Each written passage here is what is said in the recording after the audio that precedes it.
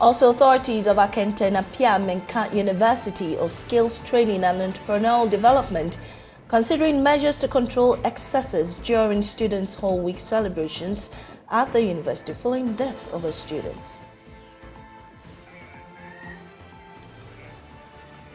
We have details plus business and more all in this hour. Please stay with us.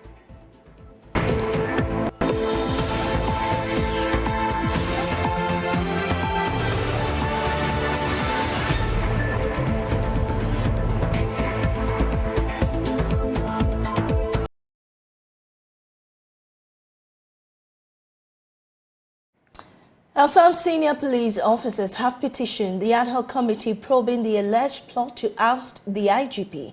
Chairman of the committee, Atachia, made the revelation to newsmen and said the committee will be taking a look at the petition and take necessary actions.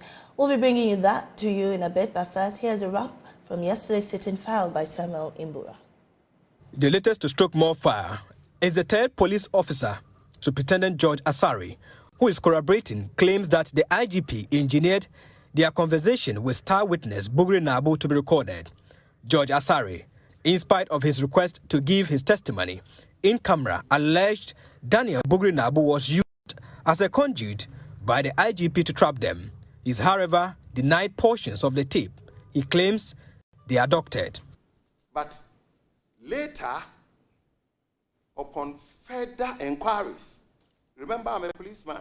For investigations, I'm very smart. But that side, when we meet in camera, you will know who did the recording, who was sent by who, and on what promise to who.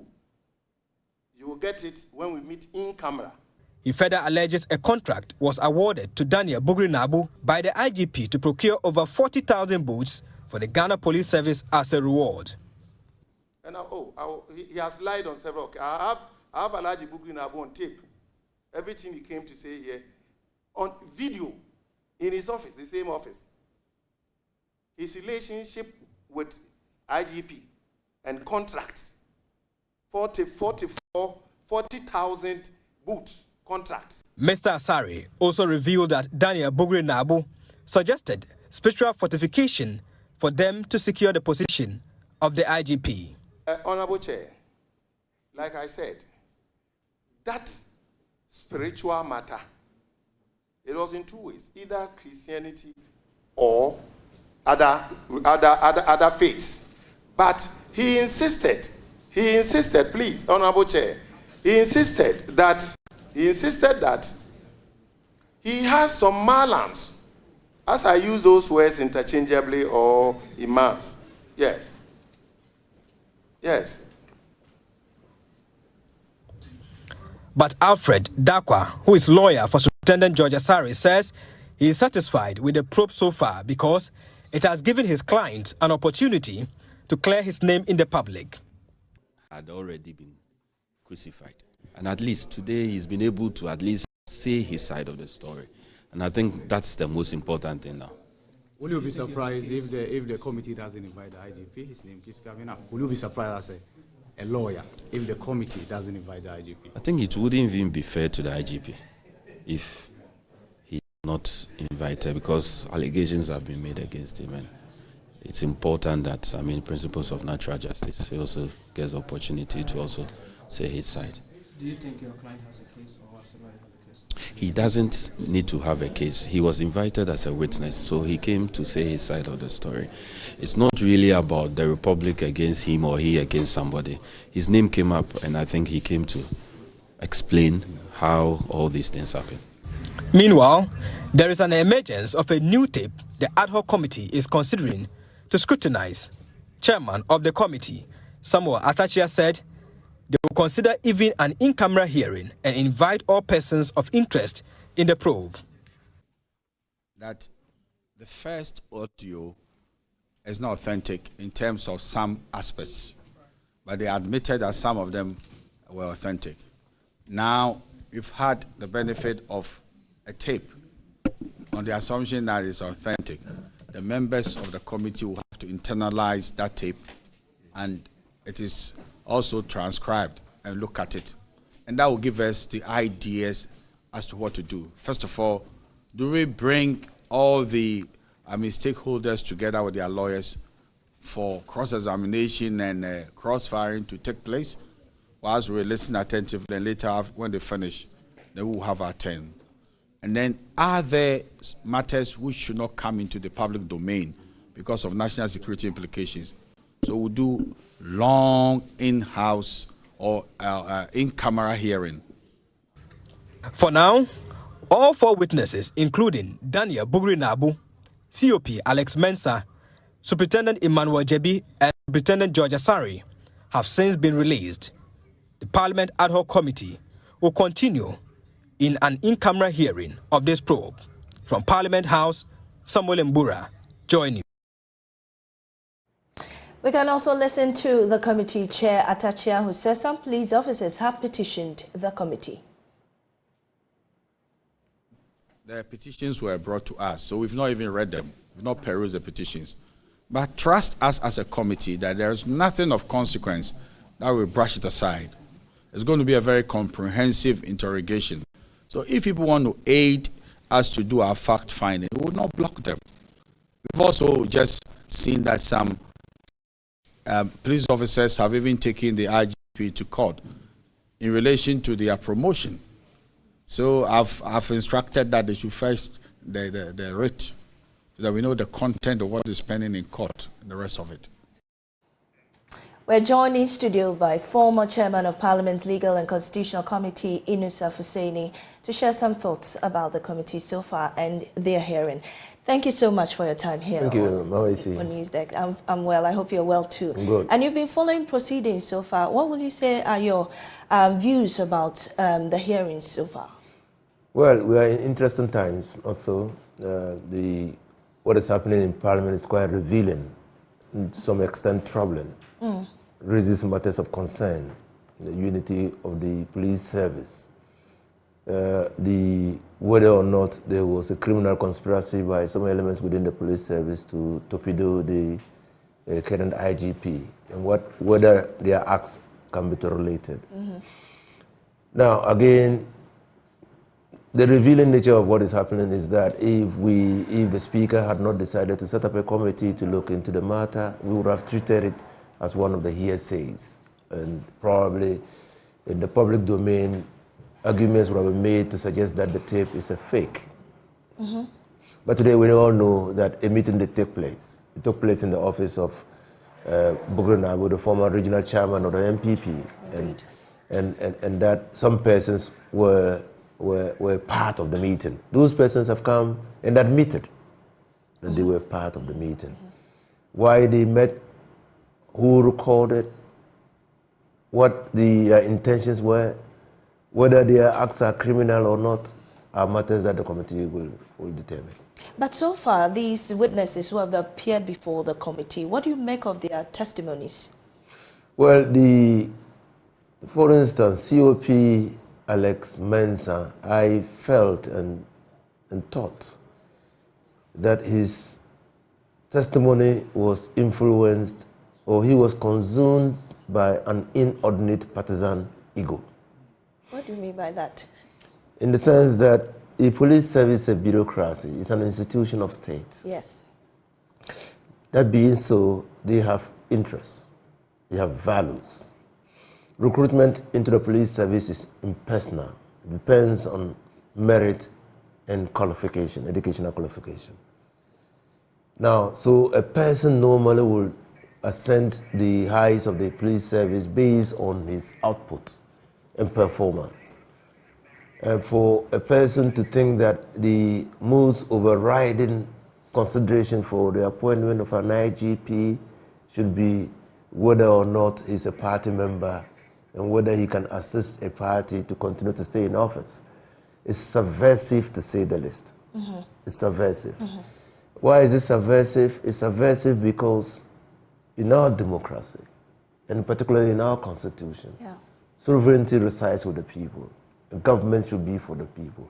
It is we who elect government. And so the election results must be a manifestation of the wishes of the people. And so for anybody to think that if he's IGP, he can subvert the will of the people, is criminal. Well, does this come as a surprise that something of this sort is happening? I mean, for the first time, that something of this nature is happening to the extent that a committee has been set up. Does it raise concern about the institution itself and the happenings going on? Clearly, like in my introduction statement, it clearly raises matters. They're troubling. Alex Mercer says, as we speak, the police service, which is a bureaucracy, is divided between the MPP and the NDC. Right. That should pose a danger to all of us. Mami, see, if you are invited by the police, or if you are to be protected by the police, I spoke about the interests of the police service. They are for law enforcement and maintenance of law and order. They are also to protect property and persons, or persons and property. They have values. They serve with what? Integrity. Now, if these values and interests are compromised, then we are not sure that an establishment like the police service, which is a state establishment, can protect the citizens of the state. And that will lead you to what Francis Fukuyama calls political decay. It means that the institution is decaying, unable to perform the functions for which it has been established to do, largely because of the undermining within the police service. Well, a committee has been set now, and it's being probed. Do you think it's going to cause any reforms in the service? First of all, it's going to enable all of us, Ghanaians, to know that something is basically and fundamentally wrong within the police service. It's going to let us know that as a country, we need to take matters of the police service seriously and all other bureaucracies. We need to work together to create the autonomy that these institutions should have to be able to discharge their functions. And people who get into state institutions must know that their loyalty is to the state, right, and not to government. Right. So I believe that the committee, after the end of its job, will make recommendations. Well, ahead of that, do you think there should be an independent inquiry into the allegations that are being made, especially in the police service? There's already an independent inquiry, except that it's not established pursuant to the Constitution. The Committee of Parliament is a committee of Parliament. Right? It's an independent committee of Parliament. Right. None of them is working with the police. Great. But then should the IGP be invited? I don't think so. I mean, there's a conscious, deliberate effort to shift the terms of reference in this matter to the trial of the IGP. It's very conscious and deliberate. It's a red herring that is being pushed. But he's at the center of this, and a lot of allegations are being made against him. Does he not deserve the right to answer to some of these things? We might lose focus. I mean, in any undertaking, you must define the remit and parameters of your operations to be able to come out with something concrete. Is the IGP part of the problem? We do not know. What was the terms of the preference of the committee? To investigate the circumstances leading to the production. But we agree there's a fundamental problem. In your submission earlier, you said these raises troubling concerns in the service. And so for the man at the head of the hierarchy, doesn't this, give the opportunity for us to hear from him, what he has to say about what is happening? The fear is that it diverts attention from the criminal activities of those who met to the man himself. We might end up turning the man into a villain. We might end up. Why would that be so? I mean, because a lot of things have been said about him, which obviously ought not to have been said about him. I mean, a police officer comes on set to say publicly to Ghanaians and the world at large that this is the worst IGP we've had in history, and in recent history in the Fourth Republic. Then you wonder, what metrics did he use? What management metrics did he use to come to that conclusion? How many people did he speak to? Is it a pervasive view in the police service? Or is the personal idiosyncratic view of the dissatisfied few within the police service. But we allowed that to pass. Right. You understand? And many, I mean, an IGP comes on, I mean, a senior police officer comes on set to say, look, yes, I admit, and I'll say it again, that I do not regret what happened in the Ayahuasca West Wagon constituency. Senior police officer. I mean, he even ignores the findings of the Commission of Inquiry that was set up and their recommendations. And he says, look, I'm proud that I was part of it. All that, in my view, speaks to a larger problem. Right. Those problems could be engineered or fixed by reform, but those reforms cannot be initiated by the Committee of Parliament. Right, okay. So then how then do we address that particular part of the problem? I mean, getting to hear the side of the IGP, if not at this committee? Well, so if we want to get to hear the side of the IGP, there's a police council. And this should not be a trial by public opinion. I mean, the police council should be interested also in what is happening in Parliament, and then they can invite the IGP to respond to them on what have been raised in Parliament. But considering the kind of revelations we've heard from the committee, do you think that should be done in camera? I disagree with there's no national security implications involved in any of this. It's just like people conspiring to overthrow the state. Then you are trying them for the intention to commit an act of treason or subversion.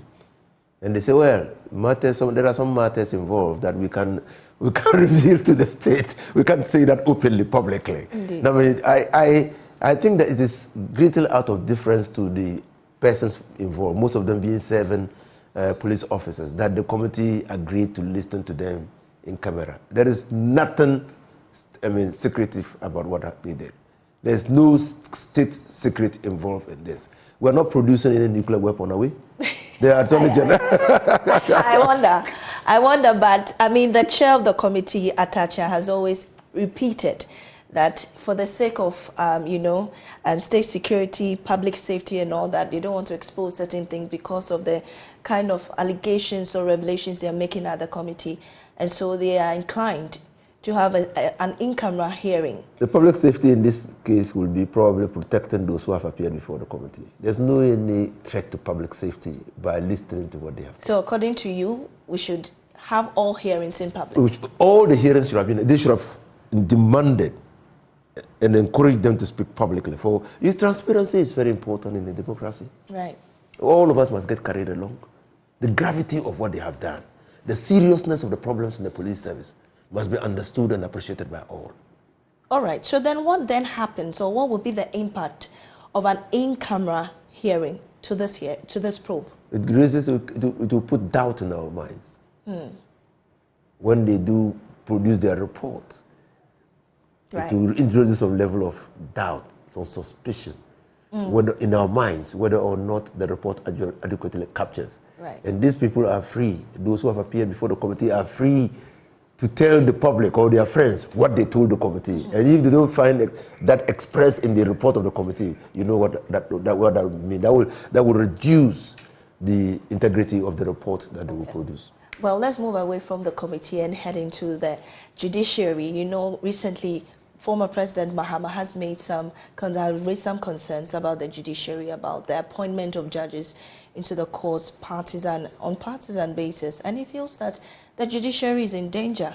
What do you make of his comments? I share in the view of the former president. As a lawyer, I think that the excessive appointments to the Supreme Court, the Court of Appeal, and the High Court by current president introduces some level of imbalance in orientation of the Supreme Court, in the sense that we have many schools of thought. We have those who are liberals, we have those who are social democrats, we have realists, American realists, and we have contextualists. So, and all these people represent shades of opinion in society. And so when you pack the courts, you deprive a large segment of the society representation in the courts.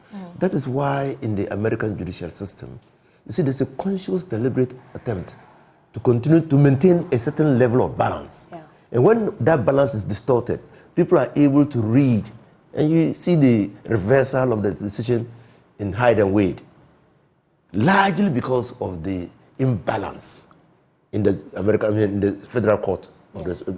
So a long-standing decision of the court was reversed, largely because conservatives had taken over. Now, and I also say, as a student of science, that it appears to me that His Excellency John Dramani Mohammed's statement has some backing in science, and particularly Newton's third law of motion. It says that to get equilibrium, the reaction must always, the reaction to a situation must always be equal to the action. So that you get a what? You said it. A balance. A balance. To balance the equation, the reaction must be equal to the action. Indeed. So when you say, Honorable Fuseni, does this bar anybody with maybe a political affiliation but is qualified from being a judge of the court? I mean, nobody is really what would I put it? Is really, you know, objective. We say that there's no law that bars and discriminates amongst women. In Ghana, there's no law. But you and I know that cultural practices and traditions and the way gender relates in workplaces has inbuilt discriminatory practices. You know that. Right. Well, we'll leave it here. I'm very grateful for your time with us here this morning. And we've been hearing from former Chairman of Parliament's Legal and Constitutional Committee, Inusa Fuseni, this morning on News. We are very grateful for your time. Moving on, leadership of the Teacher Trainees Association of Ghana fears the recurrence of students dismissed over non-performance stemming from the continuous strikes by their teachers. Although the strike by CTAC has been called off, the association is worried an inconclusive resolution to the impending issues could hamper academic activities in the future. President of Teachers Training Association of Ghana, Nana Kwame Jefta, says the recent industrial action saw many students idling on campus. There's more on this report. For 6 weeks now, teachers at the colleges of education have abandoned lecture halls to push the government to redeem its promise on implementing its negotiated conditions of service. The indefinite strike is bringing academic activities on college campuses to their knees as many students idle. The cumulative effects of the endless strike by the teacher union are forcing shifts in academic timelines, impeding continuity of learning. At its 27th annual general meeting, President of the Teacher Trainees Association of Ghana, Nana Kwame Jefta, noted the strike could culminate in the dismissal of non-performing students as recorded in previous years. Students that came to College of Education in the year 2018, in the subsequent academic year, most of them were dismissed because of failure. And it's on record that when they gained admission, that time CTAC was also on strike. It took CTAC for about 4 or 5 weeks before they could report back to campus. And for all those weeks, students didn't do anything. They were just on campus. They didn't have the chance to meet their teachers to learn. And that had impact on most of them, leading to the failure in the examination that they wrote. And we couldn't spare them. They were dismissed because of poor performance, which we could not only base on the fact that they are just not performing, but we have real factors that might have contributed to that. And we are seeing the same thing in this current dispensation, because currently we are entering the 6th week that CTAC has been on strike. They've been out of lecture halls, they've been out of campus, nothing at all is going on. Their concerns are compounded by the upgrade of the pass mark for the upcoming licensure examinations from 50% to 70%. The association maintains that a balanced minimum pass rate would provide fair opportunity for all students, while the demand for preparatory logistics.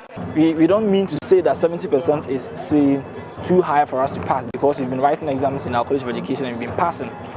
We've written about 50 to 60 different coursework papers that we've passed. So why can't we sit and pass for license exams? We believe that how the structure and the organization for academic content in the courses that we study in the College of Education that lead us to come and write examination and we pass. It's not as we see in the NTC. We don't have course outline for NTC examination that you're going to write. We don't have textbooks that we read from. And these are all logistics that need to be in place before we could probably raise the bar to the 70% we are talking about. Meanwhile, Registrar of the Ghana National Teaching Council, Christian Adepoku, says a crunch meeting with stakeholders is in the offing to address the concerns.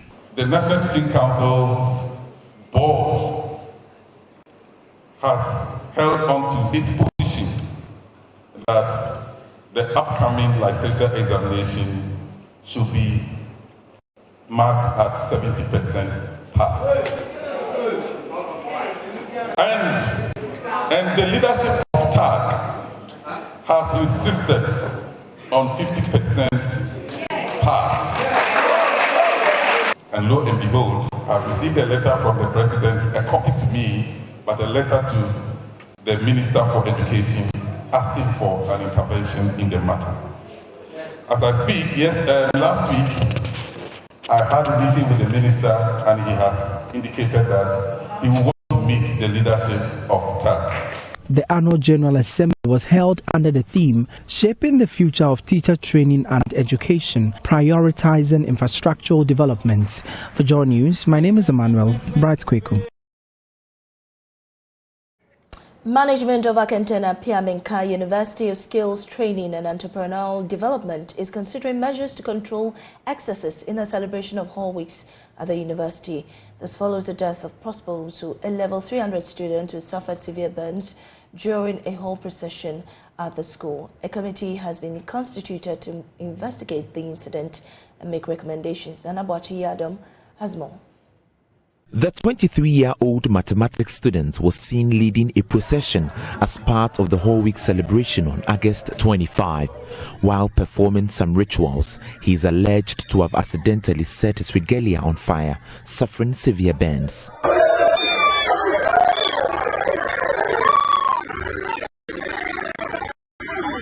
Prosper Owusu was rushed to the Komfonochi Teaching Hospital but died on September 1st. University Relations Officer David Owusu Amwa says a committee has been constituted to investigate the incident. Yes, this information has reached management and management has swiftly begun investigations to unravel all the issues that surrounds the incident. Management assures the public that it will keep it updated as and when it gets further details about all that happened. So for now, that is what is happening.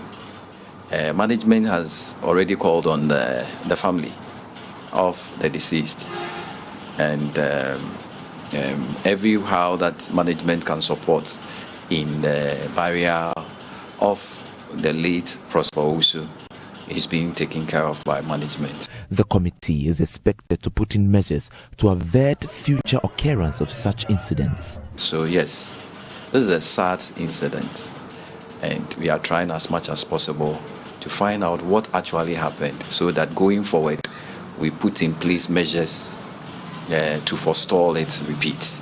The team that is working on it will make recommendations based on what they find out in the course of the investigation. So such decisions will be the end result of the investigations that we are doing. So yes, some decisions will come that will safeguard the university from experiences such an incident again in the university. So behind me is the Opokuwari Hall, where Prosper Owusu, the supposed chief priest of the hall, came across his untimely death during the hall's procession. Prosper's regalia is said to have caught fire, leading to his untimely death. As it stands, management of the university says they have begun their preliminary investigation into the matter. Reporting for JoyNews, my name is Nana Bwachidankwayatom Kumasi. Demands to remove decommissioned toll booths from the nation's highways are escalating, fueled by the tragic death of one individual on the scene while 4 others fight for their lives at the Tema General Hospital.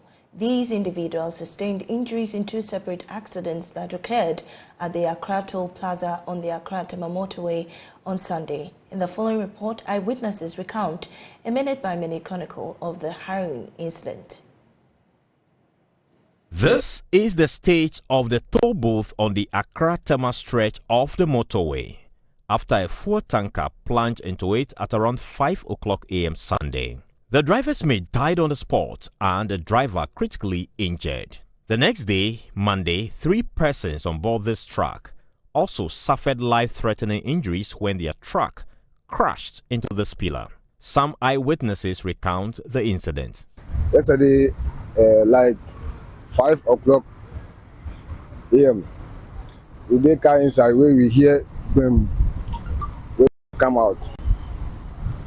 When we come out, we see some. This one is trailer, tanker. The tanker we get the accident. We go command the driver. They made the die. They made the die.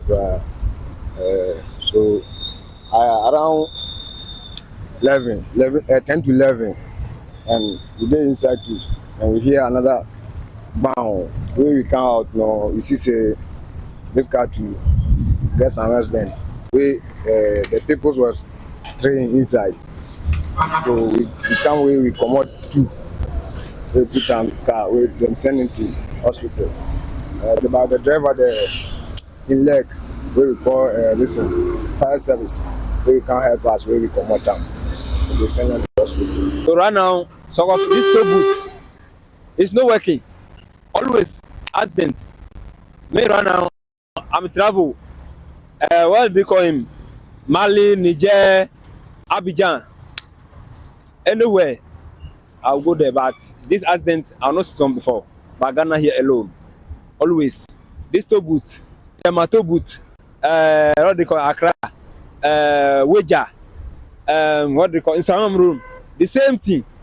I meet accident. These crashes are not limited to just the Accra Toll Plaza. Eyewitnesses claim between January and August this year, over 20 people have died in a similar way at the Tema toll booth. Yes, January to August, what I've seen, I've actually witnessed over, I may say 20 deaths, what I've seen. Yes, and it normally occurs at night. Because normally there is no toll light on the toll booth at night. And then also, especially those who are new on the road. And when we are driving along, the Flower Accra Road, the marginal lines in between the road that you should follow, some of them come and face to the walls of the toll. So without you being new, you go on the road, you wouldn't even know you are heading towards a wall. Since there is no light or there's no any indication that, okay, you are approaching danger zone, or maybe there's no any reflector, nothing to show that there is an empty toll ahead. By the time you realize, you have already driven into the toll booth. This has angered many motorists and residents who are demanding the total removal of the commissioned toll booth from the country's highways. Yesterday I was here and my auntie called me, so I should come and see something. Accident happened at motorway. I was running, come and see. It's very, very, very bad. Sad. Some people are dying just like that. So we beg the Mr. Makwata, we beg them, they should come and remove the room so that the driver will take time and go. They are on speed, so if the toll booth is not there, they will come and go and pass free. But because of the room, they are losing control. So innocent person are dying. Stomach or tear. Everything is the stomach was flowing like this. You can't see. That you can't see. Very sad. How this toll booth they kill human being for years? If they don't feed them, repair them, they will come clear them for us. Because especially the Ashaman toll booth, every day we know come out dead body, no be 4 or 5. But today as you are here, we don't fit talk, but you are here. There are no say you go out. So we beg government of Ghana, they should come and repair the toll booth or they go clear them for us. Visibility at these toll booths at night is low, and there are no warning signs. Until these toll booths are either put to good use or removed, drivers will have to exercise a lot of caution when approaching any of these booths anywhere in the country. Carlos Caloni's report, JoyNews. Upper West Regional Chairman of the Ghana Journalists Association, Swala Abdul Wahab, has called on motorists in the country, especially in the Upper West region, to use crash helmets for their own safety. He explained that wearing a crash helmet is not for the pleasure of the police, instead, the protection of their own lives. He was speaking when the Upper West branch of the GJA donated a little over 18,000 Ghana cedis to support the medical bills of an accident victim. Rafik Salam has more. Morris Banangmane was heading home on July 9, 2023, when he was crossed on the middle of the road by a middle-aged man few meters after the main road traffic light at the West Central Business District. As a result of the crash, he was rushed to the Upper West Regional Hospital for medical attention. Medical doctors at the hospital, after examining him, realized that he had several injuries on his head that required major operations to correct the anomaly and needed to be transferred out of the region. Morris Banangmane was then transferred to the Komfo Aniche Teaching Hospital in Kumasi for the surgical operation. The cost of money involved in the surgical operation was pegged around 60,000 Ghana cedis and shouldered by benevolent individuals. The Upper West branch of the Ghana Journalists Association, of which Morris Banangmane is a member, because of his part-time work at some radio stations in the region, including Radio Wa, did not stand aloof but created a platform for money to be donated to help pay his medical bills. Ibrahim Sidi Bomanjo is the Upper West Regional Vice Chair of GJA. When he was involved in an accident, quickly the GJA, the leadership of GJA came together and said, look, we need to do something. And we sought clearance from the family to be able to do what we did. In fact, some people were even questioning. I had a call from somebody who said that, who gave us the clearance to go and do what we were doing? Because at that time we needed time to do what is needful. I decided to ignore those things. But I think that the general public, particularly the general Upper West public, were very, very helpful. I now realize that there are a lot of good people in the Upper West region, and they, in fact, contributed a lot, even though we had some from other parts of the country.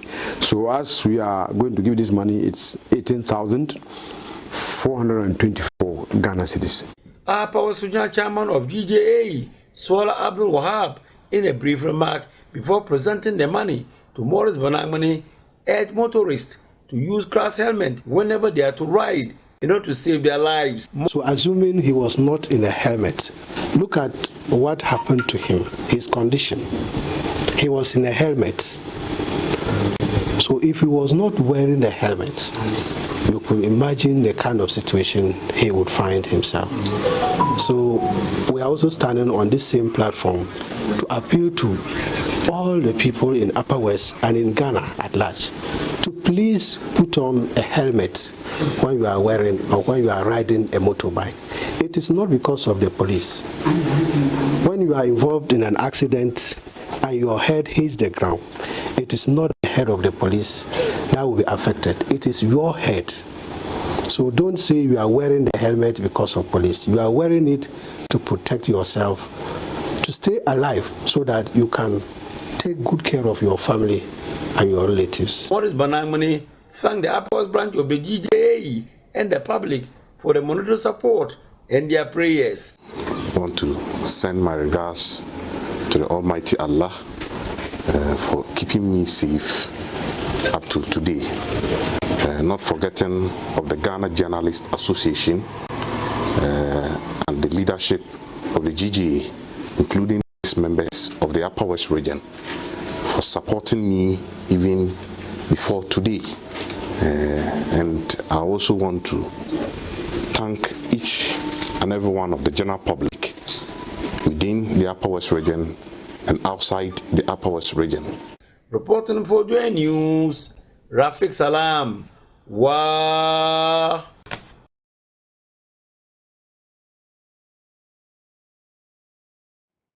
Ghana is set to become the first African country to manufacture its own cholera vaccine. This is a significant step to join the global fight against infectious diseases, speaking At a technological transfer event at the National Vaccine Institute, Acting Technical Coordination Director at the Ministry of Health, Dr. Bafo revealed this initiative is to ensure that Ghana is self-sufficient. There's more in this report by Jacqueline Ansuma Yeboah. There are fewer African countries with the capacity to produce vaccines, so many African countries are dependent on developed countries. To break this chain of dependency, Ghana has taken a huge step to produce its own vaccines. It will begin with the production of oral cholera vaccines. EU Biologics, based in Korea, is set to transfer the technology of producing the vaccine to Ghana's local partners, DEK Vaccines, in order to increase global vaccine production capacity and reduce disparity in vaccine access for African children. Acting Technical Coordination Directorate at the Ministry of Health, Dr. Bafo Awua, revealed that this initiative is a step in the right direction to ensure that Ghana is self-sufficient. No, see, the principal aim of manufacturing your own vaccine, one, to have, when you import, we have import duties here, all these add to the cost. So when we are doing it locally, one, you give job to local people. We want to be self-reliant in all the vaccine space. Presidential Advisor on Health, Dr. Anthony Insia Asari, is excited that the private sector is leading this new development. He said, with time, Ghana will continue to limit the importation of vaccines. Decided, the president said, let's do this thing through the private sector. We said the private sector is the engine of growth.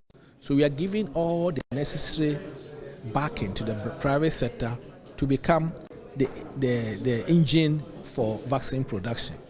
Private sector does things and does it very well, because this company like DEK, which is made up of Dan Adams, NS Chemist and Kina Pharma, are very industrious, very well-established pharmaceutical companies which have footprints in the West Africa sub-region. And that's what we have been doing. So DEK has already the president cut the sword in April for the setting up of the factory, which is ongoing very now. They are being supported by EU, they are being supported by GIZ and the German government, and now today the Korean have come in with International Vaccine Institute of Korea and also EU Biologics to transfer the technology. They signed an agreement today to give them products for the production of oral cholera vaccines. They've already signed an agreement, as I know, with also Serum Institute of India, and I know also that Atlantic Life Sciences, which is another private company which was commissioned last year by His Excellency the President. They are going into also vaccine production and then anti-snake and anti-rabies vaccines.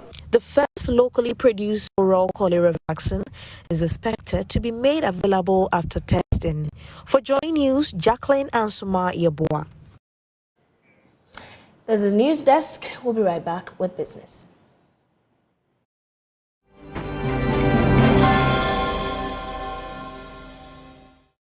Hi, good morning. Welcome to Business. My name is Darrell Kwao. Minister of State at the Ministry of Finance, Dr. Mohammed Amin Adam, is pushing for scheduled timelines when it comes to renegotiating debt restructuring with external creditors. The minister noted that the time taken to secure a deal under the G20 framework is not helping countries like Ghana. He disclosed this during a discussion on climate financing at the ongoing climate change conference in Kenya, Nairobi. There are challenges, associated with this, particularly if you have to do debt restructuring fiscal to finance your development. Number one is the time period involved in debt restructuring under the G20 common framework. Look at the example of Zambia. Then Ghana is following Ethiopia, Chad. The time involved is so long, and until we have definite timelines to do debt restructuring, the negotiation, countries are going to continue to suffer.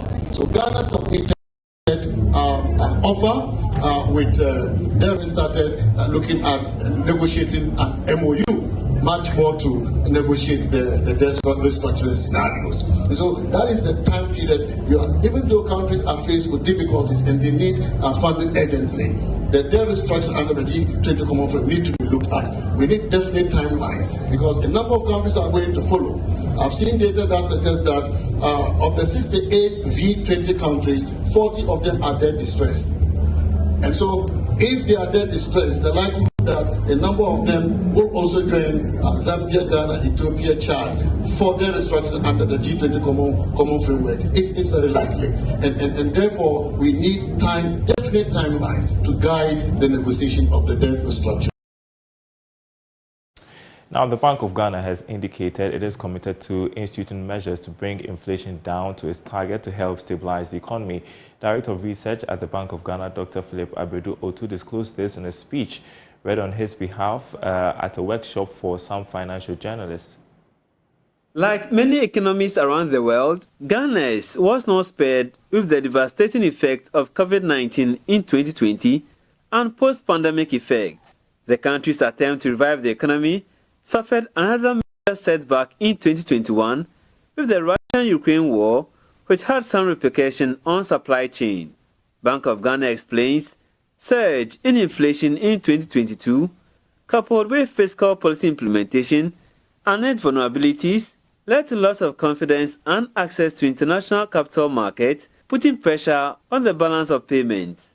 Speaking at the program, Dr. Philip Abredu-Otu says confidence is needed to turn things around. He added that measures being implemented are beginning to yield results. We are seeing inflation declining steadily, while we see non-food inflation going down significantly. I think we've moved somewhere from 49 or 50% to around 33 for non-food. But the food still remains high, and therefore the overall is not coming down very fast. But I think there's some good news in there. For your non-food in 6 months to decline by 17 percentage points is very encouraging, and we need to work more on the food side. Fiscal policy implementation for the first 6 months is also on track. And that's it for the segment. The news continues after the break.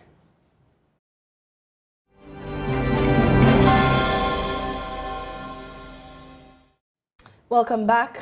Now we move on to our stories of hope. He dropped out of school in class 6, knowing that his qualification could not earn him any meaningful job then.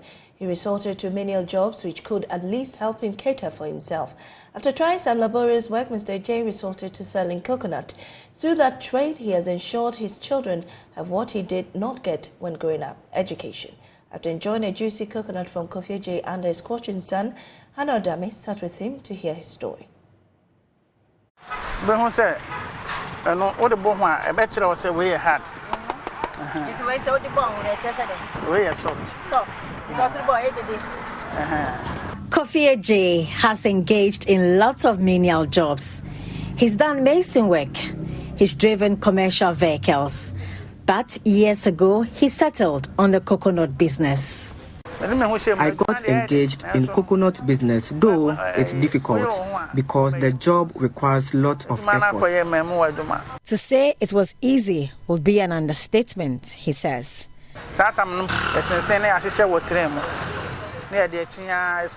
When I started, I used to carefully arrange the coconut on a tray. Then I hawk in town till it finishes. Then the cycle continues until all I purchased runs out. Did Kofi J think of quitting along the way, considering how his colleagues who had fully attended and completed at least senior high school were progressing? It got to a point I thought I could do other jobs because it was energy draining. So I stopped and began driving commercial vehicles. That was also not sustainable for me. I then began doing mercenary work. That too was not profitable, so I decided to return to selling coconut as I realized that was more lucrative. Throughout the journey of changing jobs, I realized all that is required is for one to be determined and willing to work. Sometimes calculating how much he earns a day as against that of his colleagues. Not for once did he believe he must rely on someone else for a job. Self-help to him was the best way to go. As for the job, it requires diligence. Just decide how much you intend to save, and if you are disciplined, you will be able to save and even invest. And that's it for News Desk here. We'll be back at midday with News Today. There's more news on myjoyonline.com.